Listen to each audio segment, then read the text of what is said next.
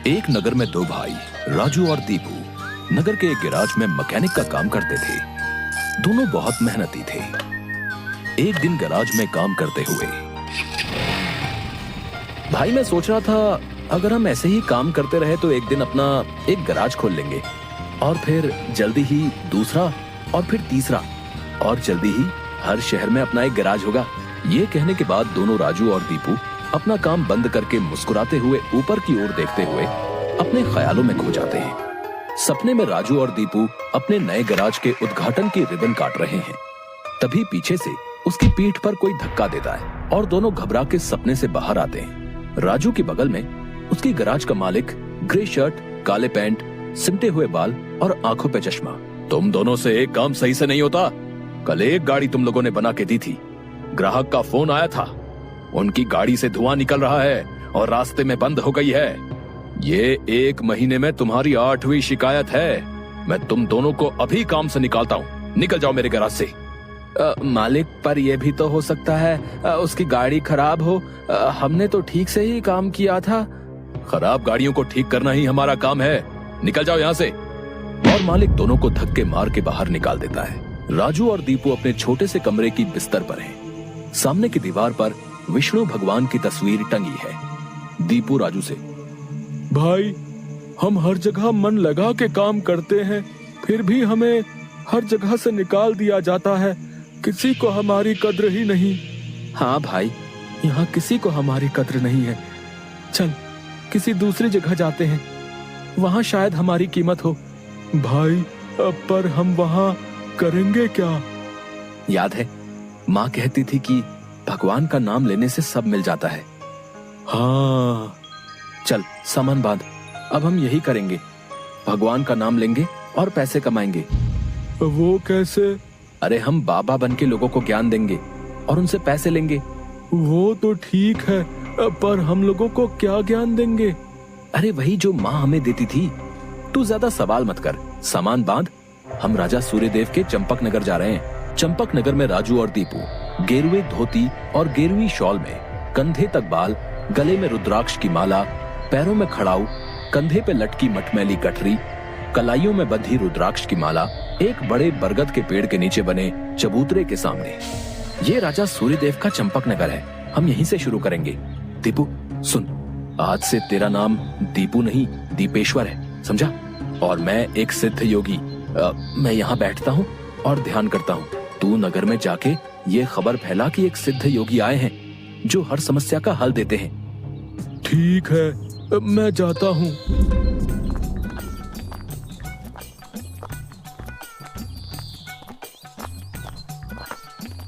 भाई हमारे सिद्ध बाबा जी के लिए कुछ दान दो। ये कौन से बाबा हैं और कहाँ हैं? बड़े सिद्ध बाबा हैं, उनके पास हर समस्या का हल है। नगर के बाहर जो बड़ा बरगद का पेड़ है ना, वहाँ ठहरे हुए हैं। अगर तुम्हें कोई समस्या हो तो उनसे जाके मिल लो, वो तुम्हें हल जरूर बताएंगे। पर हाँ, दान के लिए कुछ लेकर जरूर आना। हाँ, मैं जरूर आऊंगा।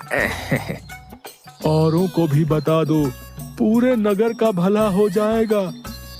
जरूर बाबा जी, जरूर। राजू पेड़ के नीचे ध्यान में बैठा हुआ है और दीपू थैले में सामान लेके उसके पास जाता है। मैंने नगर में खबर फैला दी है, जल्दी ही लोग यहाँ आते होंगे। तुम तैयार रहो। मैं तो कब से तैयार हूँ, देखते हैं क्या होता है। राजू फिर से ध्यान में बैठ जाता है। तभी नगर के लोग वहाँ आने लगते हैं और हाथ जोड़ के नीचे बैठे हैं। बाबा, हमारा काम नहीं चल रहा, कृपा करें। आप जो भी दान के लिए लाए हैं बाबा के चरणों में रखें और बाबा से गुरु मंत्र लें। दुकानदार राजू के पास पैसे रखता है और हाथ जोड़कर खड़ा हो जाता है। राजू इशारे से दुकानदार को अपने पास बुलाता है और उसके कान में कहता है, श्री राम, हर बिक्री के समय मन में ये नाम का जाप करो, बिक्री बढ़ जाएगी। याद रहे, अपना ये मंत्र किसी को नहीं बताना, अपनी पत्नी को भी नहीं। जैसी आपकी आज्ञा बाबा जी। महाराज, आप राजकुमारी के लिए एक योग्य वर तलाश रहे थे। हमारे गांव में एक सिद्ध योगी आए हैं जो तेजवान हैं और राजकुमारी के लिए एकदम श्रेष्ठ हैं। गुरुदेव, मुझे आपके चयन पर पूरा विश्वास है। अगर आपने चुना है तो वो राजकुमारी के लिए अवश्य ही उत्तम होगा। सोने, जवाहरात और अनेक उपहार लाओ। हम अभी उन महान योगी के पास जाएंगे और उनसे राजकुमारी से विवाह करने का आग्रह करेंगे। हे तपस्वी, मैंने आपके बारे में जो सुना था, आप उतने ही तेजस्वी हैं। मेरा आग्रह स्वीकार करें।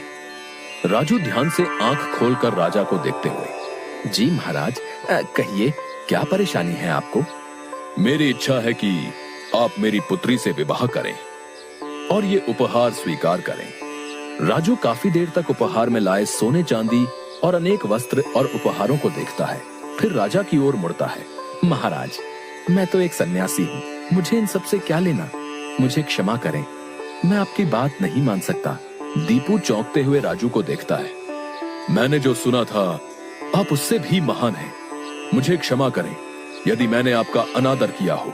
आप जब तक यहाँ हैं, मैं कोशिश करूंगा आपको कोई दिक्कत ना हो। और राजा सूर्यदेव को प्रणाम करके वापस चले जाते हैं। अरे राजू, ये क्या कर दिया तुमने? इतना अच्छा मौका हाथ से जाने दिया। अरे राज करते हम लोग। राज, तुम्हें ये क्या हो गया है? मैं यही सोच रहा था, लेकिन फिर मैंने सोचा कि इतने दिनों से ईश्वर का नाम लेते लेते इतना तो समझ आ गया है कि ईश्वर के नाम अमृत में ऐसा क्या है जो मीरा सारा राजसी ठाट छोड़कर वैरागन बन गई। क्यों प्रहलाद ने अपने पिता की इतनी यातनाएं सही? मुझे भी राम नाम का धन मिल गया है जिसके आगे इस दुनिया का सारा धन फीका है। मुझे ये सब नहीं पता। हम यहाँ पैसे कमाने आए थे, ना कि साधु बनने। मैं चला, मैं अकेले ही सब संभाल लूंगा।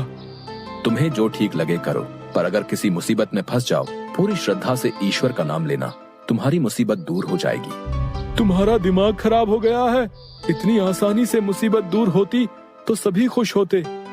राजू बस उसे देखकर मुस्कुराता है और ध्यान में बैठ जाता है। दीपू अपनी पोटली उठा के गांव में चल देता है। क्यों भाई, कैसा चल रहा है? हाँ भाई, सब बढ़िया है और अब घर में सुख शांति भी है। ये भी बेवकूफ बन गया। राजू है तो चालाक। उसने ऐसी युक्ति की कि कोई उस पर सवाल नहीं उठा सकता। कुछ राशन दान करो। जरूर। दुकानदार राजू के थैले में चावल डालने जाता है। तभी दीपू, ये क्या दे रहे हो? इतनी मिठाइयाँ और मेवे तुम्हारी दुकान में है और तुम ये कच्चे चावल दे रहे हो? इनमें से कुछ दो। पर बाबा तो ये सब नहीं कहते। तुम्हें क्या करना है? जितना कह रहा हूँ वो करो। दीपू आगे जाता है और जोहरी की दुकान में दुकानदार से, और भाई जोहरी, कैसी चल रही है दुकानदारी?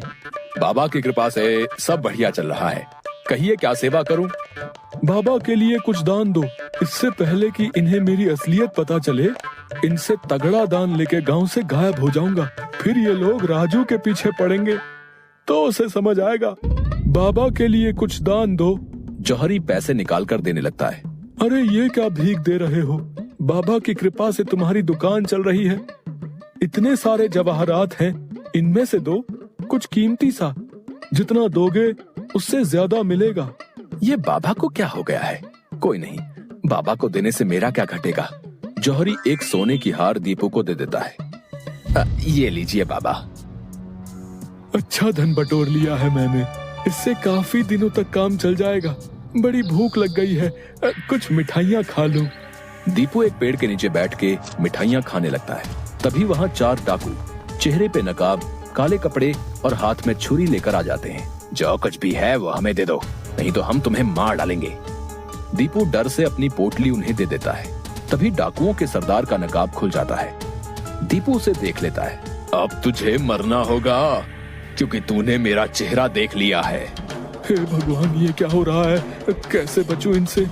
भागने की कोशिश की तो ये लोग पकड़ लेंगे। क्या करूं? तभी उसे राजू की बात याद आती है। अगर किसी मुसीबत में फंस जाओ, पूरी श्रद्धा से ईश्वर का नाम लेना, तुम्हारी मुसीबत दूर हो जाएगी। दीपू आंखें बंद कर घुटने पर बैठकर, हे नारायण मेरी रक्षा करो, हे नारायण मेरी रक्षा करो। डाकू का सरदार दीपू को उठाकर, सुन, राजा के सिपाही हमारी ओर आ रहे हैं, इसलिए तुझे छोड़ रहे हैं। अगर तूने किसी को हमारे बारे में बताने की कोशिश की तो तुझे जिंदा नहीं छोड़ेंगे। ये ले अपनी पोटली। डाकू भाग जाते हैं। दीपू सामने से सिपाहियों को आते देख मन में, हे नारायण, मुझसे भूल हुई जो मैं राजू की बात को समझ नहीं पाया। मैं राजू के पास वापस जा रहा हूँ और उसके साथ रहकर आपके ध्यान में अपना जीवन बिताऊंगा।